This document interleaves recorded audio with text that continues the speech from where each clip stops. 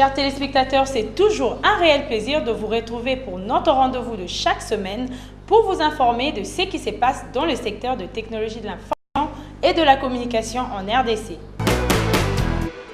ICANN, organe qui gère l'Internet, a tenu la semaine dernière sa session plénière à laquelle des Congolais ont assisté à partir de Kinshasa. Internet, c'est l'affaire de tous. Telle peut être la devise d'ICANN, la structure qui gère le réseau mondial. D'où la nécessité de faire participer à la prise de décision les plus grand nombre de personnes à travers le monde.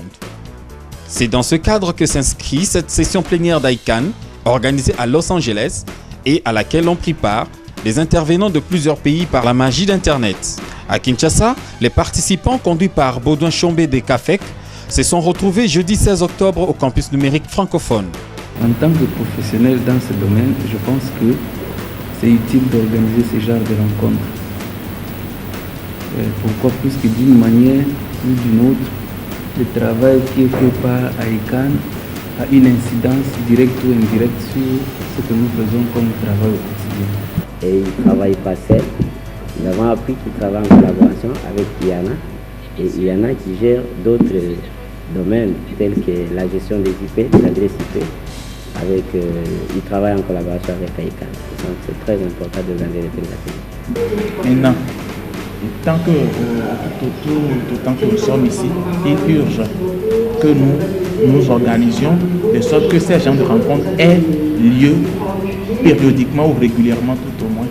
Heureux d'avoir participé à cet exercice qui, à terme, devra contribuer à la démocratisation de la gestion de l'Internet. Dans les secteurs des technologies de l'information et de la communication, il n'y a pas d'innovation sans moyens financiers. C'est à ces problèmes qu'a tenté de répondre Startup Weekend Kinshasa, tenu du 17 au 19 octobre. Suivez ce reportage.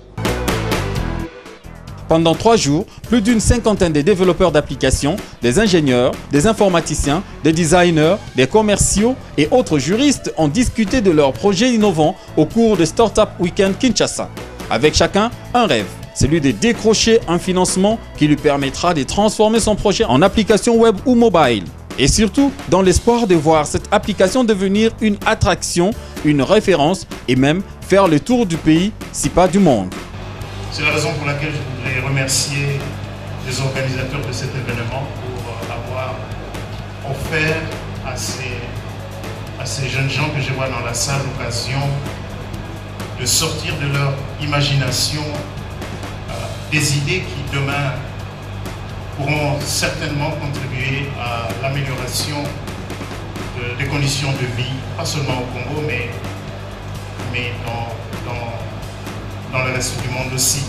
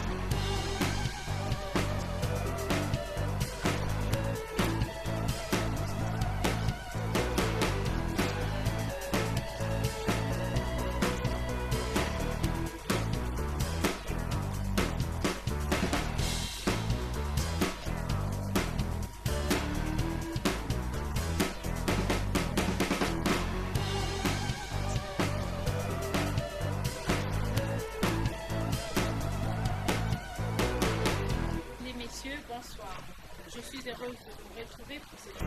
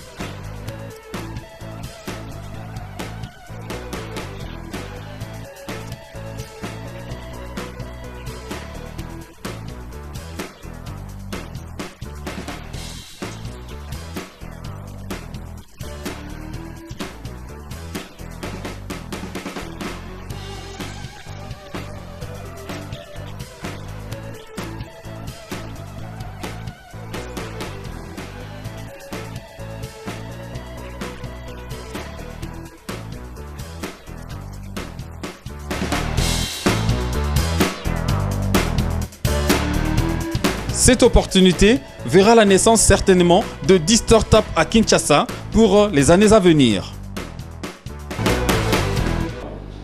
Les projets d'application, les participants à Startup Weekend Kinshasa en ont proposé, des plus originales aux plus farfelues. Écoutez ces jeunes pleins d'enthousiasme et de conviction. La solution, c'est que nous pouvons créer une école à la fois virtuelle et physique qui nous permettrait d'étudier sans nous déplacer, tout en restant à Kinshasa, de recevoir des enseignements des professionnels à l'étranger. Et pourquoi pas, nous, Kinois, pouvons donner des formations à l'extérieur. Je suis fils d'Atou, enseignant. Depuis bien des années, nous assistons à un taux faible de réussite aux examens d'État.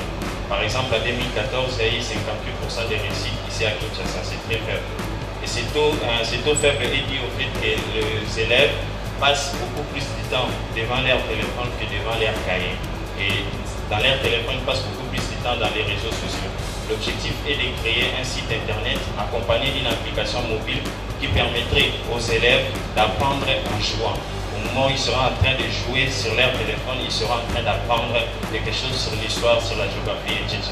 Par aider le ministère de EPSP de pouvoir suivre l'évolution de chaque école en temps réel et de permettre aux parents d'avoir des renseignements plutôt pour leurs enfants en temps réel. Mon projet numéro 8 s'intitule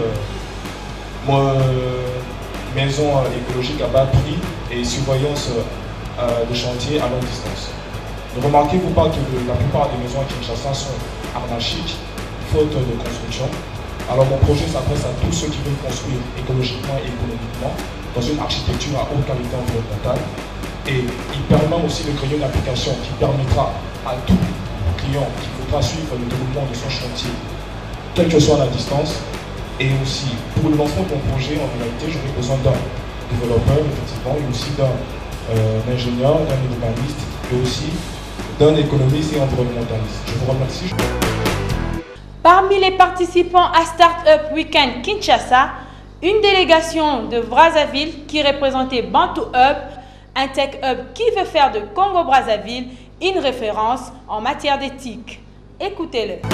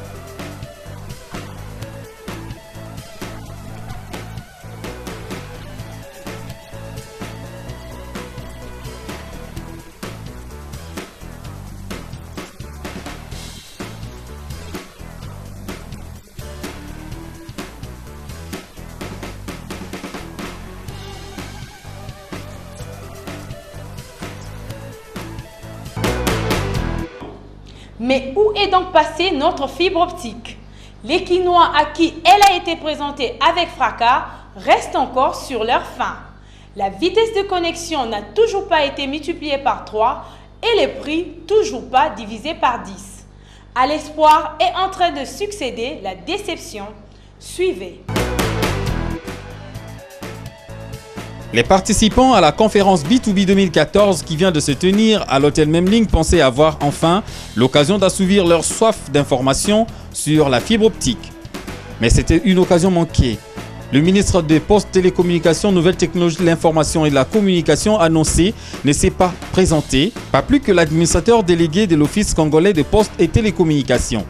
Seul intervenant présent, le directeur général de Média Congo, Didier Katoumoua, qui a parlé de son expérience en tant que responsable d'une entreprise qui a besoin d'importantes ressources Internet pour fonctionner. Et voilà, les bonnes choses ne durent pas. C'est la fin de ces numéros. Surtout, n'oubliez pas de nous contacter par les coordonnées au bas de vos écrans. Merci, au revoir.